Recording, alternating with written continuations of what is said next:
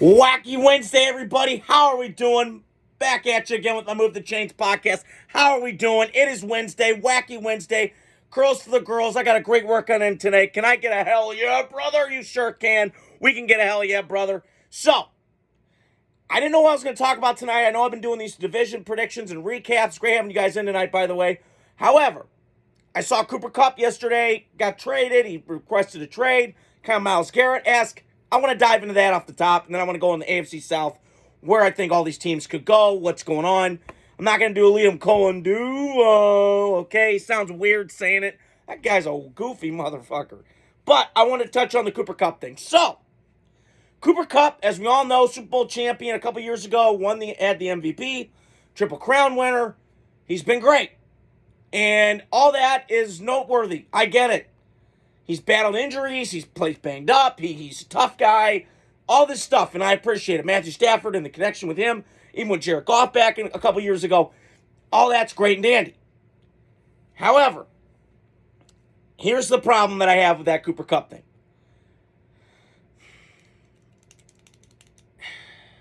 He's got a $20 million cap hit for a guy that's aging.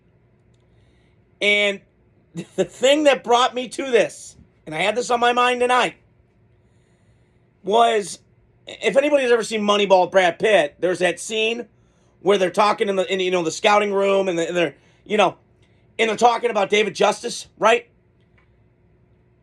And then Brad Pitt's having that meeting with him. This is what it reminds me of. Like, it's almost that level.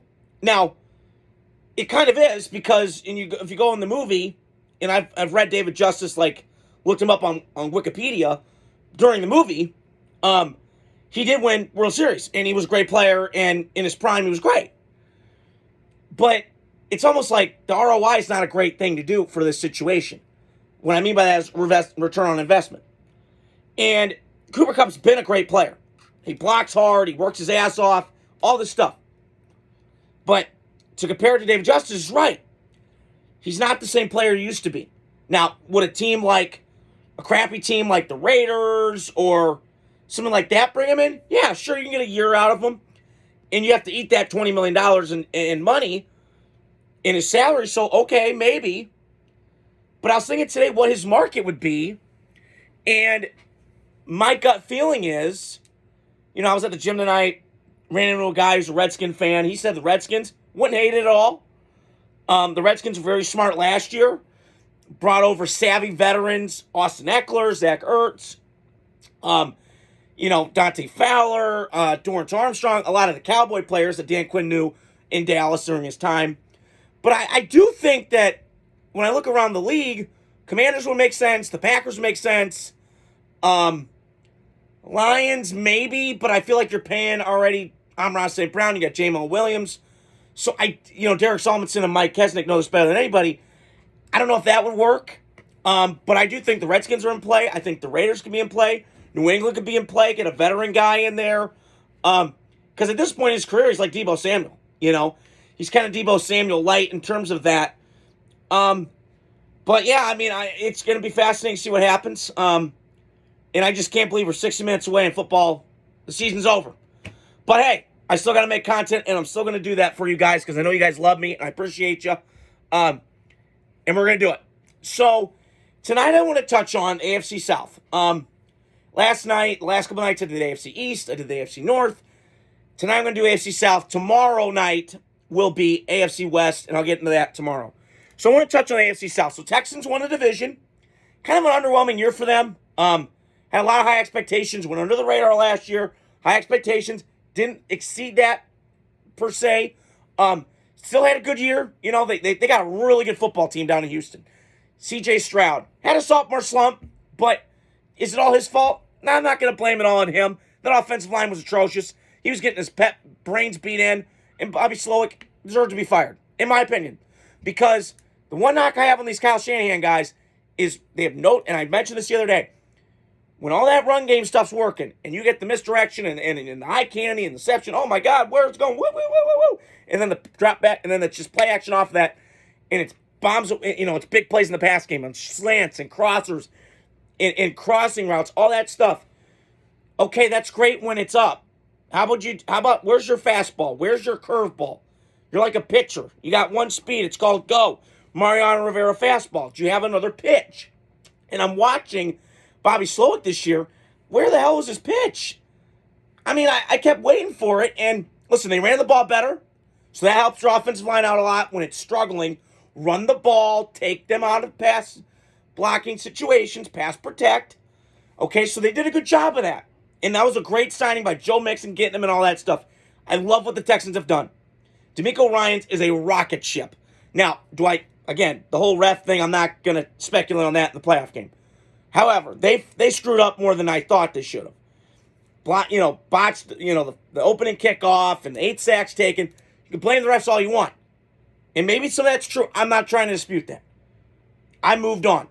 Okay? But you had chances in that game to win, and you didn't close the door. I'm just telling you. So, moving forward with the Texans, I do think they're going to be a playoff team again. As long as you got C.J. Stroud and that coach coinciding together, and with Nick Caserio running ship up there in Houston, down there in Houston up in the front office, you're going to be a good football team. I still think Houston is. To me, this is still Houston's division to win. I'm going to touch on the Colts in a second. Trey Sutter and a couple other guys I know, huge Colts fans. And Ryan Bensley, I had to throw him out, my buddy from college. Colin King and a couple other guys. Bensley Steelers, I'm tripping here. But my point is Houston's still winning this division. But my question is with Houston, can you get the offensive line right? Because I love C.J. Stroud. I like him a lot as a guy. Where he'll be in 10 years, we don't know. Because I thought, if you said a rookie year, it was C.J. Stroud all the way. Bryce Young's a bum. Fast forward, a year and a half later? I mean, Bryce Young played better down the stretch than C.J. Stroud did. So, we never know. Circumstances kind of play a part in that. But Houston's still going to be a good football team. They are loaded on that defensive line. I mean, those two pass rushers. Will Anderson's a badass. And then you got Danielle Hunter, who was a stud in Minnesota. Got him from the Vikings to the Texans. Really good signing by that staff. In personnel in Houston. So, Texans have won the division. I think they're going to win it again next year. I don't know with ease, but I think could be in the mix. The Colts, to me, are just a weird thing right now. And I know Steve French, my dad's friend, was talking to me about it. He doesn't get Chris Ballard. Maybe he's got friends in the media. I don't know. I like Chris Ballard a lot. I think he's built a good team. I think his problem is at the moment when they take Anthony Richardson, it's like, yeah, I get it. All the physical traits add up. But I've seen this before. Trey Lance had all these traits. How'd that work out? Blew up in the Niners' face. So, again, I like Shane Steichen. I love their offensive line. Jonathan Taylor's a stud. UW, baby. Go Badgers. I love everything about the Colts. Their defense ain't bad. They got a new coordinator in there. We'll see how that manifests and see if it can be better. Stopping the run and not giving up the chunks. Maybe some different creative stuff in the defensive back end will help the Colts out a lot on that defense side of the ball. So, I do think the Colts are fine. I think they just got to figure out Richardson. You got to cut your ties this year. If it ain't working, it ain't working. Stop hanging on to it. But I think they're good enough to get in the playoffs and maybe be a wild card team. I'm not sure. Maybe. But we'll see. So that's my Colts take. So Jacksonville was third. And then Tennessee I'll get to in a second. But Jacksonville's in a weird spot. Because there is talent on that roster. There is. I love Evan Ingram. I love the running back. The pass rushers are nice. There's pieces there I like in Jacksonville. But it's now a new sheriff in town, Liam Cohen. Duval. Sounds like a goofball. Okay? But I'm not going to judge him. Nick Sirianni had a shitty press conference. He's in the Super Bowl. Okay? Let's not pipe down, Mom. We got to chill a little bit, okay? But my point is with Jacksonville, I think you blow this thing up. I'm out on Trevor Lawrence. I've said it from the jump. He's not the guy. If he comes out before the draft, by the way, note to NFL general managers, if you have a quarterback coming out in the draft and he tells everybody, quote out loud, yeah, I like football, I don't love it, alarm bells need to be going off in your head because this guy clearly doesn't want it bad enough. He doesn't. And Trevor, listen, he just, to me, I'm out. I'm ad nauseum. I thought about this on the way home tonight from the gym. What else going to talk about on here about the Jaguars? I'm out on Trevor Lawrence, okay? He reminds me of Kyler Murray, roller coaster of a player. Now, Kyler Murray's got other issues, maturity, all that stuff, but he kind of falls in that same realm. Never lost, had it easy. I don't know if he's a grinder. All this stuff kind of adds up, ding, ding, ding, ding, ding. And I look at Trevor Lawrence, and even Trent Dilfer had this concern about him coming out of college, which is very true. When his feet get, when you're a quarterback, you shoulder width apart, right? It's like when you're swinging a bat at baseball.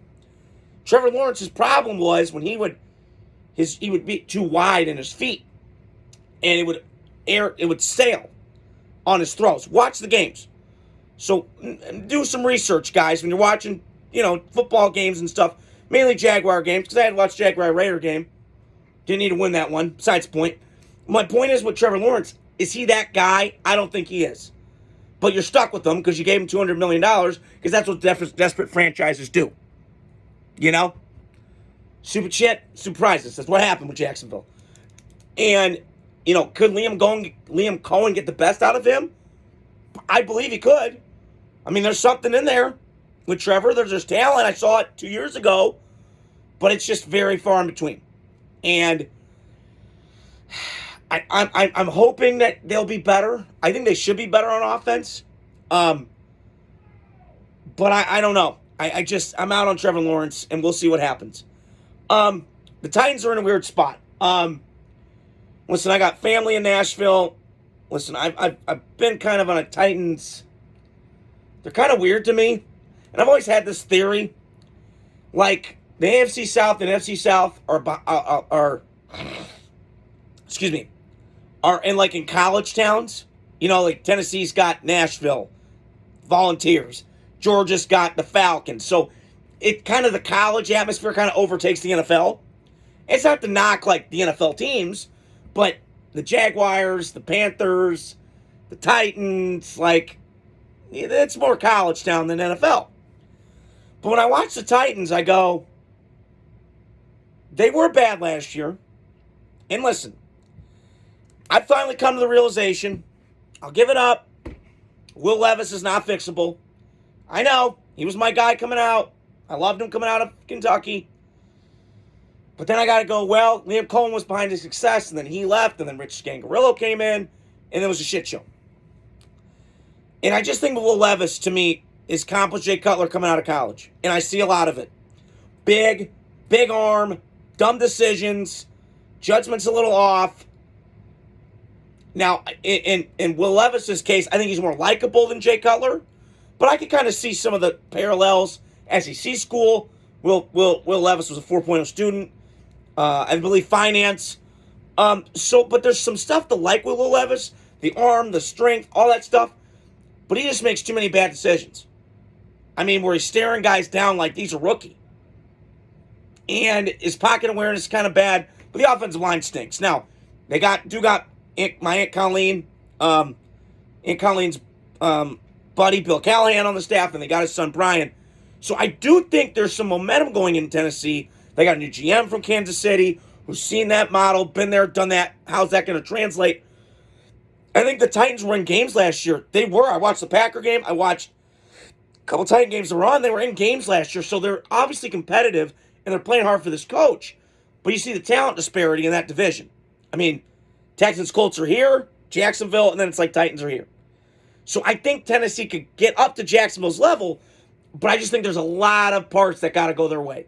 If I'm Tennessee, we'll see how far the draft is. We've got a long way to go. But don't be shocked if they take Cam Ward because they're getting a new stadium. They need some new juice, some new adrenaline for that fan base. They could do that. Or you take the best player available in Abdul Carter and you pair him up with Jeffrey Simmons. That's going to be nasty. Because their defense already, their front four's got some nice players to it. So think about that going forward with the Titans. So that's all I want to talk about here tonight. Hope you guys are doing well. Wacky Wednesday. Move the Chains podcast. We're repping it. Hope you guys are doing well. Adios. Stay tuned. Have a great night.